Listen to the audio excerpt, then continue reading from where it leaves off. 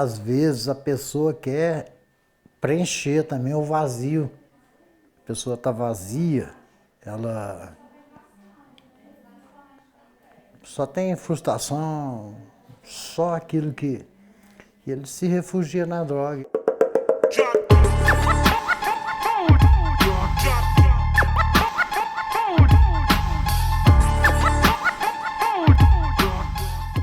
Já vi gente de 9 anos e como de 65, 70 usando droga. Então não tem idade.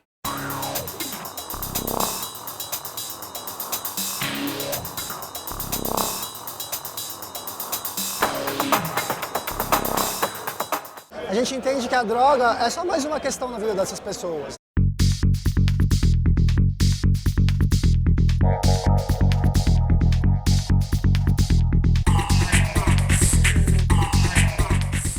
Viver é difícil, né?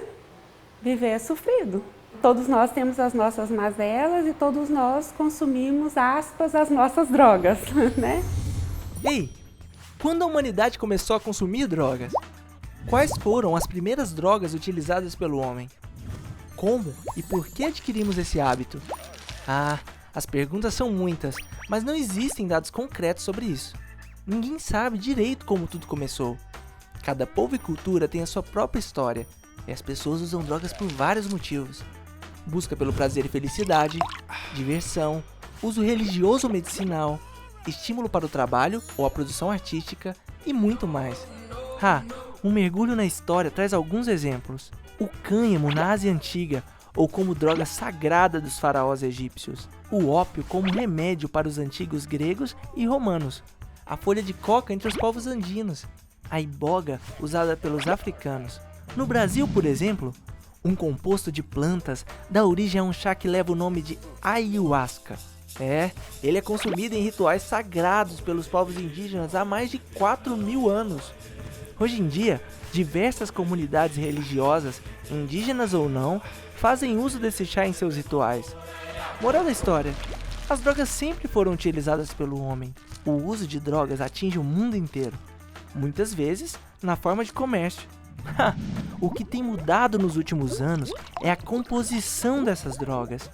Muitas não são mais naturais ou puras. Grande parte das substâncias são manipuladas e misturadas com outros produtos, com o objetivo de potencializar seus efeitos e fazer render o produto para o comércio, o que pode ser muito perigoso para a saúde, além de causar dependência química. O termo drogas vem da língua holandesa, antiga, droog, que se chama galho seco, porque naquela época, muito antigamente, os medicamentos todos eram à base da natureza, de produtos vegetais, então a palavra droga era sinônimo de medicamento. Nós sabemos que hoje em dia não é bem assim. Droga é toda substância que pode ter um efeito sobre o corpo humano ou sobre o corpo de animais. E drogas de abuso seriam aquelas drogas que não têm uso médico reconhecido e, portanto, elas são usadas por outros motivos do que aqueles que se utilizam o medicamento que é para tratar doenças. A gente pode dizer que as drogas estão presentes desde o início das sociedades humanas, né? E por motivos diferentes. Então, de início, o uso tinha uma motivação muito mais religiosa, de contato com o sagrado, de comunicação com o sagrado, depois um uso ritualístico, né? Um uso curativo, tentativa, né, de utilização de forma curativa. E mais recentemente, na sociedade moderna, é que a gente pode, e mais particularmente na sociedade contemporânea, né, que a gente pode falar de um uso abusivo, né? Isso que a gente chama de uso abusivo das drogas. Além de que, mais recentemente, elas se tornaram, elas foram objeto da constituição de um mercado, né? Essa é uma outra característica da nossa sociedade, da sociedade moderna, né? Que é de transformar tudo em mercadoria, tudo em mercado, e daí se desenvolveu uma economia da droga com efeitos nefastos, né, sobre as pessoas e principalmente sobre a juventude. As drogas lícitas, o que nós temos hoje no Brasil? O tabaco é lícito, o álcool é lícito, e todos com perfil de dependência muito forte, porque ambos modificam o sistema límbico. A gente tem benzodiazepínico. O que é benzodiazepínico? É o Rivotril, que a nossa sociedade consome demais. Nós temos os derivados de anfetamina. Nós temos Ritalina, né, que são drogas estimulantes, que acaba tendo hoje um uso completamente diferente. O pessoal está usando Ritalina para estudar para concurso. Então isso é uma situação muito séria. E as drogas ilícitas são aquelas drogas que no Brasil são consideradas, né, de uso ilegal. Aí vem maconha, vem cocaína, vem crack, né, que traz LSD, né, o papel, né, é uma droga ilícita. Então, mas são todas, né, substâncias que modificam situações fisiológicas, nesse caso neuronais, com características, né, cognitivas, de humor e sensoriais.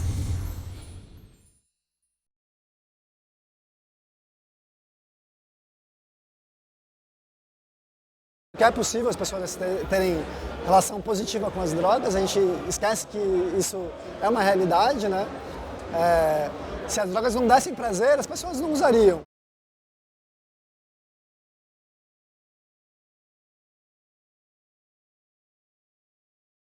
Uma coisa que talvez te conforta em algum momento de desespero ou em algum momento que você precisa de ficar sozinho e você quer trabalhar talvez a espiritualidade, trabalhar a sua emoção, trabalhar o seu psíquico, porque tem essa capacidade, né?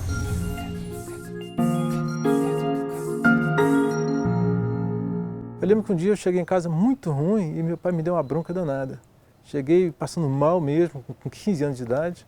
Acho que foi a primeira vez que eu passei mal com bebida, 15 anos, e eu não achava que isso aí ia causar consequências no futuro. Depois eu fui para a escola em São Paulo, fiquei 2 anos em São Paulo, bebendo também, e depois eu fui morar em Anápolis, aí longe dos pais foi mais fácil, né? Morando em República, aí era festa todo fim de semana, novo, 20 e poucos anos de idade, né? Com um salário bom, tanto que eu não consegui produzir nada nessa época com o meu salário.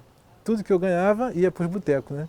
Ficava lá. Eu ficava louca, desesperada, sabe? Ia para casa da minha família, mas sem contar para minha família, que a esposa de alcoólatra tenta esconder isso tudo da família.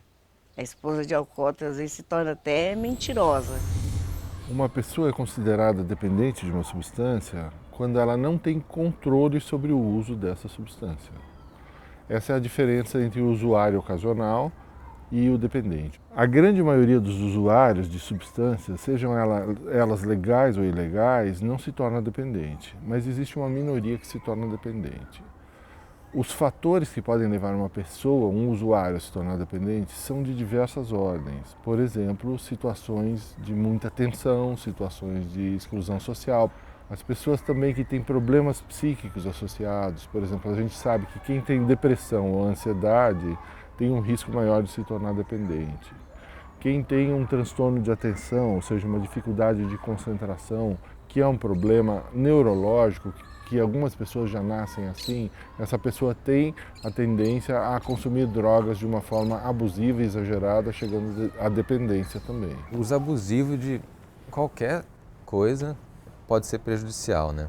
Acho que é bom ficar claro isso. O álcool é uma droga, né, lícita e, inclusive, incentivado o seu consumo, né? Enquanto, no caso da maconha, há essa repressão muito forte. A política ela é toda voltada realmente para as drogas ilícitas, né? Por até uma característica que a gente segue, a Organização Mundial de Saúde, a gente é signatário da OMS e a gente tem que fazer esse controle, claro, né? Não está errado, mas a gente tem que olhar para o lícito, muito mais. É raro você atender uma pessoa e não usar o medicamento.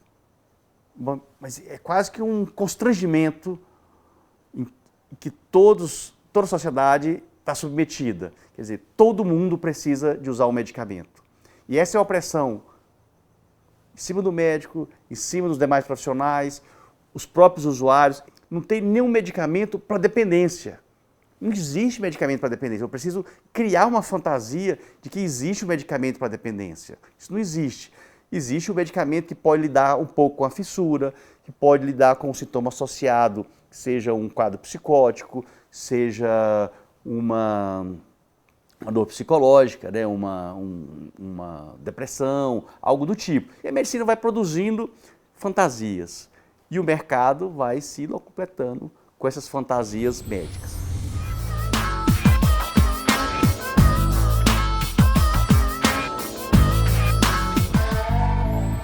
A gente fica guardando em casa, no pátio de posto, que nem quando nós estamos fora da nossa cidade. Aí a gente é chamado para ir para carregar, geralmente sempre sabe as firmas que vai carregar.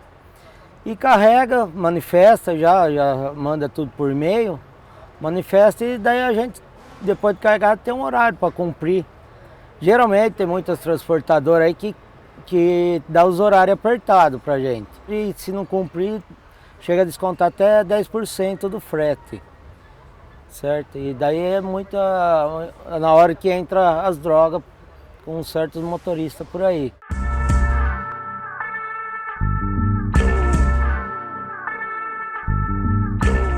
Hoje, que nem as firmas que eu trabalho, não exige tanto. Então dá pra gente dormir de 3, 4 horas por noite, aí não dá para dormir. Mas antigamente, como nós estava apertado com a situação, nós tínhamos que tomar a Rebite, né? Que em qualquer farmácia você encontrava ele. E é um remedinho, um nome facinho que às vezes muita gente usa em casa. E a gente tomando com ele tomando, e às vezes você toma com um gole de conhaque, com um café, um golinho de conhaque, ele já dá outro efeito, que já inibir o sono, né? Ele é para uma função e com o álcool no meio, ele já tira o sono seu.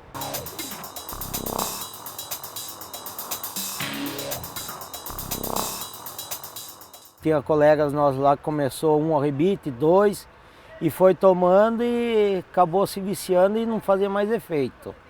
Daí que também do Rebite já pula para outras drogas mais fortes, que tem na estrada aí também. Mas eu, ainda bem que eu não deixei viciar, mas usei por uma causa, para mim chegar num objetivo. Não foi usar por mostrar que usava droga, que era bom. Não era, porque no outro dia você fica ruim. Você não tem fome, seu corpo fica tremendo. Não é legal. Eu acredito que eu devo ter começado com meus 14 anos de idade, ainda pequeno, no Rio de Janeiro, por influência de meu pai e meus irmãos que bebiam. A gente bebia, ficava alegre, dançava com as meninas, porque tinha vergonha de cara limpa, assim, tinha vergonha de dançar nas festinhas. Então a gente bebia logo uma pinga com limão e caipirinha, que fala, né? Aí dava ânimo. Aí a gente ia, dançava com as meninas, todo mundo novo, né? Cheio de dinheiro, as menininhas aí, dançava todo mundo, numa farra legal, animada, sem pensar no futuro. Vivíamos só aquele presente ali, esquecendo de estudar, fazer alguma coisa na vida.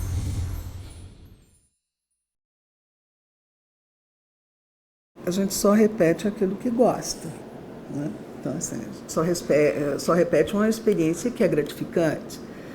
Então, as pessoas experimentam uma determinada droga e elas se sentem bem. E o que a droga faz? Ela ativa alguns receptores num sistema, lá no miolinho do nosso cérebro, chamado sistema límbico, que é o mesmo lugar onde a gente tem prazer ao comer chocolate, ao fazer sexo, a tomar água quando está com sede. Então a droga faz essa saída, né, de um lugar para um outro. A gente vai dizer que é o desejo de ser outro. Eu não quero ser eu do jeito que eu estou aqui agora. E a droga me tira desse lugar. Estou no ensino fundamental, saindo para o ensino médio, 13, 14 anos, vou para uma festa, alguém me oferece uma bebida e eu estou num dia tão mal porque eu briguei com a minha mãe. Estou num dia porque minha mãe não queria deixar ir para a festa, eu saí escondida da festa, dei uma mentira, fui para a festa. E alguém, estou pilhada, estou com a energia lá em cima porque eu tive uma briga, alguém me oferece um copo de cerveja, gelado. E aquilo desce tão bem e aquilo me acalma. Qual que é o contexto de uso que eu faço? O que meu cérebro emparelha? Olha, eu estava muito pilhada, eu tomei isso aqui e me acalmou. Isso é legal. Aí eu vou numa outra festa e vou experimentar.